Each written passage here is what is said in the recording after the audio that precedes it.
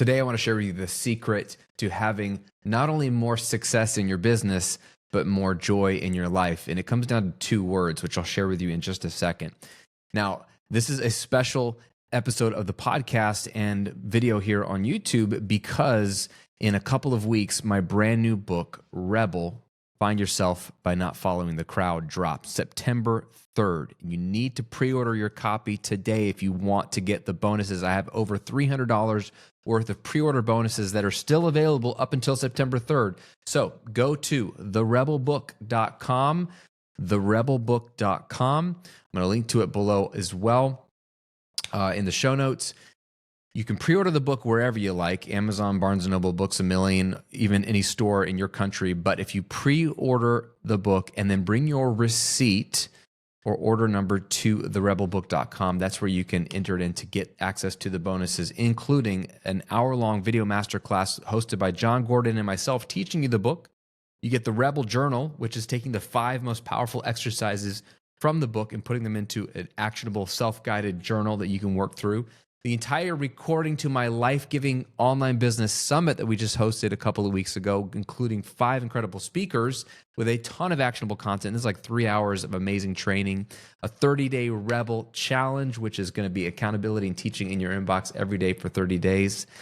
And you get access to my launch team Rebel community, where I'm going live every single day, interacting with you every single day as we get up to the release of the book. So you get all of this for free just by pre-ordering the book now.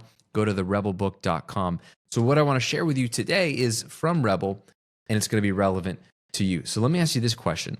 When was the last time you felt incredibly disappointed? Maybe this is a more specific but tender question to ask.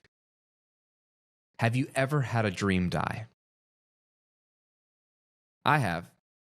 If you followed me long enough, you know that my dream growing up was to be a rock star, to be a famous musician, to be a professional musician, singer-songwriter. And I really tried hard at this dream. I mean, I was singing and playing guitar and writing songs in elementary, middle, high school, college. I was in bands that were awful. I was in bands that were slightly less awful. I was in actually pretty good bands. I did solo gigs. I did acoustic stuff. I did rock stuff. I did heavy stuff. I did light stuff. I was in an all-male a cappella group, like a virtual boy band, right? I've done it all, and I was constantly performing. And my dream was like, hey, I'm going to get all this experience so that by the time I graduate college, I will have enough in the tank to get a record deal. And so that was the plan. And I had a mentor in college. He was a professor who had been a touring keyboard player for Elton John and Sammy Hagar and a bunch of 80s bands. And he had some contacts at labels, and he knew the music scene, and he saw me. He said, bro, I think you've got a shot at this. I really do think you could do this. And so he kind of took me under his wing and said, hey, here's what we need to do. You need to make an album. We need to make it right. So let's get a producer out of Nashville. Let's hire some session musicians to play on it, to be your band. And let's get it done, and then we can shop it out to labels. So imagine going into my senior year of college. I wrote and recorded the album the summer before senior year. Then, you get the album made, and you get the photo shoot where like I'm holding my guitar in front of a brick wall and standing by some train tracks, like very cliche, stupid cover, but I did it. And then once we had an album, we're mailing it out.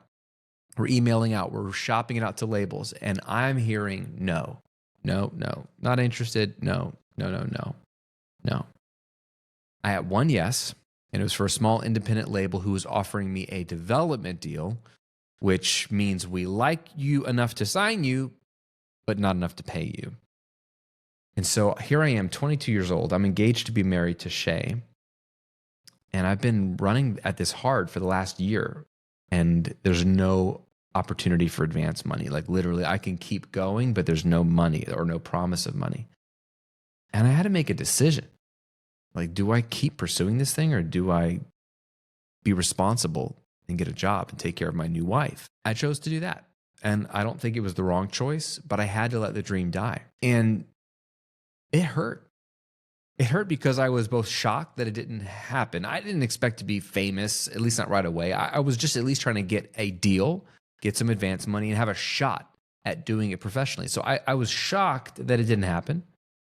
And not only that, I was incredibly embarrassed because I told everybody, like, this is what I was pursuing. And I didn't know, again, the specifics of the outcome, but I was certain that somebody would sign me. So all of a sudden, realizing that there was actually no legit deals that I could pursue, it was embarrassing telling people when they would ask, how's the music thing going? And then I had to go get a job. And I started to work at a radio station selling advertising for country KCY in Harrisonburg, Virginia. So I wore like an oversized button-down shirt, a goofy tie. I sat at a beige cubicle. It was literally, imagine the opposite, extreme opposite of what a rock star is. That's what I was doing. And I hated it. And I was sad, bitter, angry, confused. And I floated from job to job for 4 years. I worked there. I worked at a jewelry store. I worked at a software company. I just floated for 4 years. And if you know my story, age 26, when we finally moved to Florida and I bought a house and our first daughter was born, I lost 2 jobs that year during the Great Recession, and I was broke. We were on food stamps for 18 months, and I started a business, which became my first online business, The Recording Revolution, which eventually made me a millionaire and then led me into business coaching and authoring and speaking. I mean, it's been an incredible 15 years. But I realized something at age 26 as I began the journey that is for sure solidified now, which was I don't think I was wrong in my dream or pursuit of that dream as a rock star. Even though it didn't come true, it wasn't stupid of me to have that pursuit. It wasn't foolish of me to dream about being a rock star. And the reason why is because your dreams, my dreams, are giant clues as to how we are wired, okay? Think about it. The things you dream about are little data points screaming at you saying, hey, this is how you're made. This is how you're designed. Pay attention. And so what I've discovered, and I write about this in my book, Rebel, is that the frustrations with life come when we are trying to live out of alignment with our design.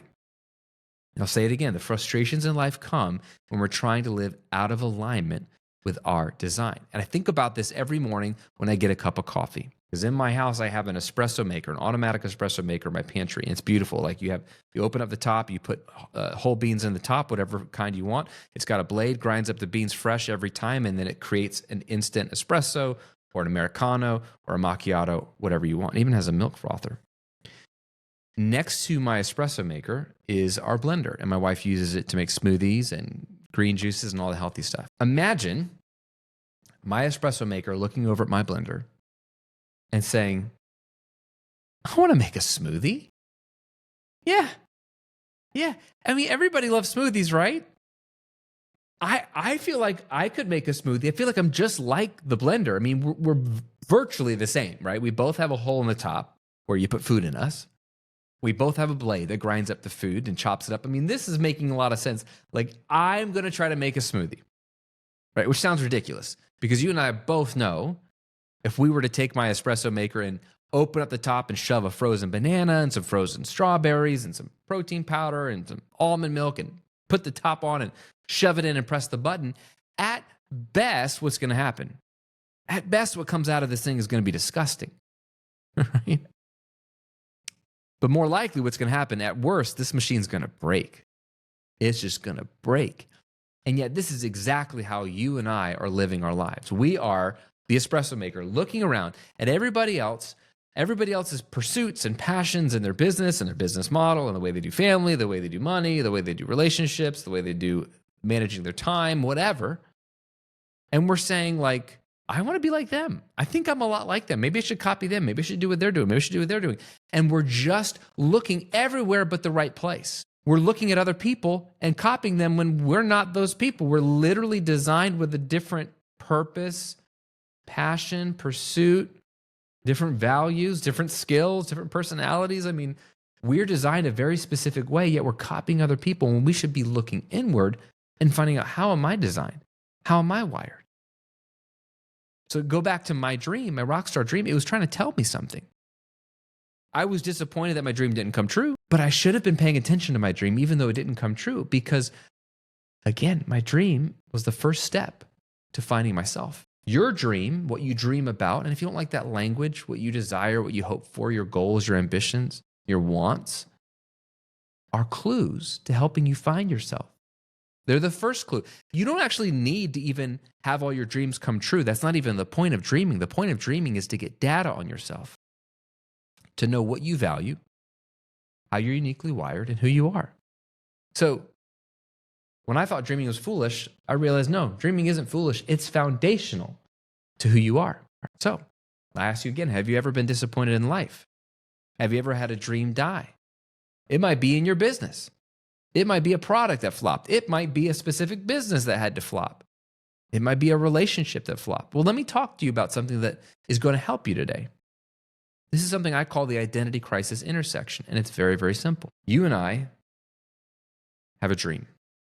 All of us have had a dream at some point. When we were kids, we were natural dreamers. Maybe you haven't dreamt in a long time, but at one point you had a dream, something you wanted to do, something you wanted to be, something you wanted to have.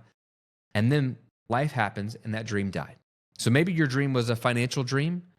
Maybe it was like to buy a house or pay off some student loans or replace a car. Maybe it was a career dream. I wanted to get that job or start that business or grow the business to this level. Maybe it was a relationship dream. I want to get married. I want to have a kid. Okay, great dreams. But then that dream died. The economy went south. I lost the job or the business. The wife or the husband walked out on me. Child died prematurely. In my case, I didn't even quite get to my dream. It was just out of reach, the rock star dream. I never had it to lose it. I just never could get it. Maybe that's your experience with a dream. Either way, your dream died. Welcome to the club. We've all had dream die. So the question is not, have you had a dream die? It's what do you do next? Because right after your dream dying, you are at a very tender place called the identity crisis intersection. And I call it this for two reasons. It's an intersection because, as you're going to see in a moment, it's a fork in the road. You have two choices, two paths you could take. And it's an identity crisis intersection because when your dream dies, part of your identity dies with it. When your dream dies, part of you dies with it. That's why it hurts so bad, right? Even though your dream isn't you, you are not your dream. You're way more multifaceted than that. It's part of you. Otherwise, it wouldn't hurt. And that's why dreams are so exciting when they come true, because it's part of you coming true. It's part of you coming to life. So this is why it's so painful. And when people get to this identity crisis intersection, like, who am I when the spouse walked out? Who am I when the child died? Who am I without the business? Who am I? I used to make a lot of money. Now I make no money. Who am I? You have two choices. Choice one, you can conform. Conformity is the most default choice for all of us. Conformity means just get in line, get in the flow, get in the river that's already moving. Everyone's moving the same direction. Just let go and flow with it. That's conformity, friend. It takes no effort. It will get you somewhere, but it's not where you want to end up. And it's where everyone else is going. And so you might want to ask yourself, is that really where I want to go? And this isn't a bad choice. I mean, this is literally the choice I made. I just told you when my rockstar dream died at age 22, I said, forget it. Everyone said it was kind of dumb anyway. No one gets their dreams. I should just be realistic. And so I just got a job and then another job and then another job. And I just did what normal people do. You just go get a job. It didn't make me happy though. And I'm willing to bet conforming isn't going to make you happy. That's a choice you can make. Maybe you say, forget dreaming, forget pursuing what I want. Maybe other people get their dreams. Maybe not me. That's how I felt. I was embarrassed. And I rewrote a narrative basically in my head of like, okay, you don't actually get your dreams. And I had to create a narrative that made sense of my circumstances, which is so funny. This is what we do as humans, by the way. We don't look at the facts. We try to change the story to fit our facts that we see. So it is what it is. That's what I said. It's like, maybe that's not what happens for real people. So I just got busy being a boring, normal, productive citizen. Until I lost that job 4 years later, and I was forced to do something different. And I asked myself, maybe dreaming wasn't wrong, and maybe conforming was wrong.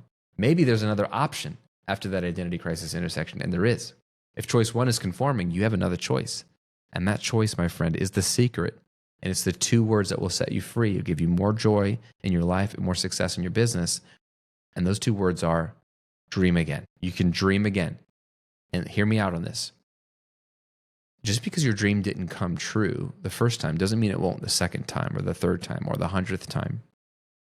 Just because your dream didn't come true doesn't mean that another version or iteration or evolution of your dream could come true.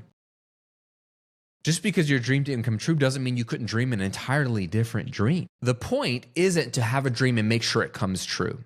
The problem with that line of thinking is that you become very narrowly focused on the outcome. And then if the outcome doesn't come true, you then burn the whole process to the ground. You say, forget this is stupid, and you'll just give up. That's not the way life works. Think about how complicated and messy and out of our control life is. You're foolish to think that you can control life. You ain't controlling life. But you're also foolish to think that you have no say over the life you live. You have way more say than you think. And the point of dreaming, like I mentioned earlier, isn't to make that specific dream a reality. Like my rock star dream, the point wasn't so that I become a rock star, although that could have happened. But in a way, I'm also glad it didn't happen, because what I didn't know was that one day I'd want a family, and one day I'd want to not be living in a bus or a smelly van. One day I'd want to be able to make more money than just enough to pay for the bus and the smelly van and the food and the roadies. And like I have a lot of friends that they tour and they do well, and actually in the day they don't actually make a lot of money after all their expenses. So I got what I call a back door into the music industry. I ended up starting a YouTube channel and a blog around music recording. And because of that, I got to be connected to some of my heroes in the music industry. I grew to the largest YouTube channel in my space, got invited to events, got to collaborate with big-time Grammy-nominated producers and Grammy-winning producers, got to meet some of my musician heroes. There's so many musicians that like I look up to that watch my channel and listen to my stuff. And so I got in the music industry. I also got to make music, release an album every year for so many years, sell my music, have a built-in fan base for my music, never have to leave my house if I didn't want to, and become a millionaire and make way more money working hardly at all and getting to be with my kids and my wife. Like, it's literally like a dream. I wouldn't have ever dreamed because it didn't exist when I was growing up. Like, YouTube wasn't a thing.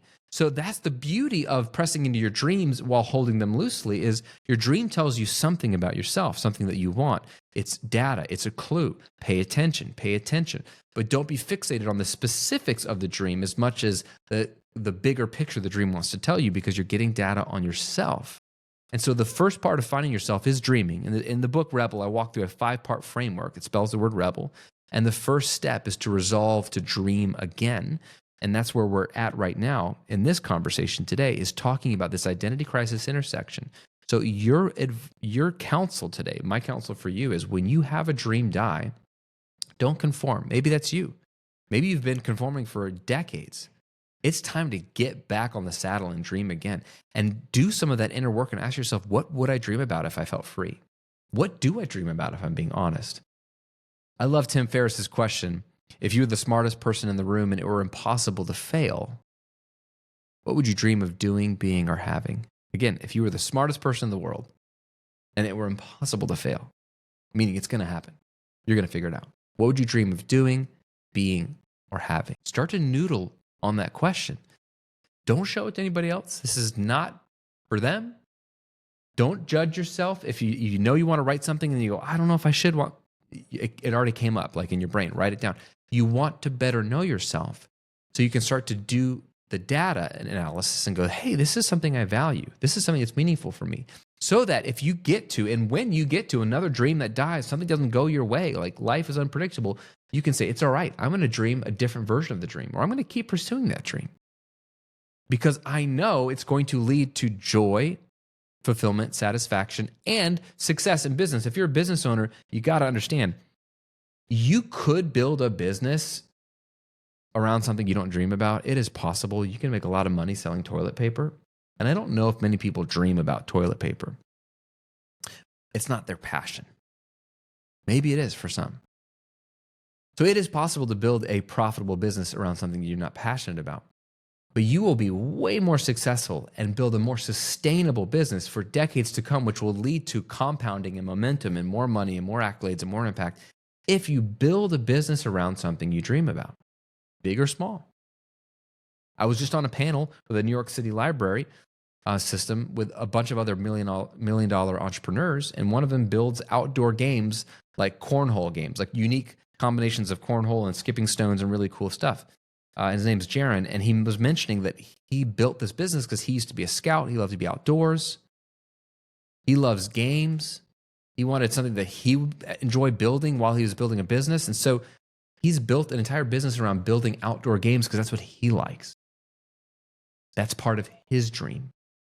And even if the business pivots and evolves, like he's got this North Star of, I like building a business and building a life around the outdoors and fun. And that's brilliant. That's why he's already successful and while he'll continue to be successful. So the question for you, friend, is what dream has died in your life? Are you at that intersection, that identity crisis intersection? Are you fresh off of one? Where do you need to move away from conformity in your life? Where do you see yourself conforming? Where do you need to move away from conformity and start to dream again? Maybe it's in business. Maybe you've had a hard season in business and you're about to give up. Don't give up on business. Maybe you just need to find a new version of your dream or get creative or iterate or evolve that dream.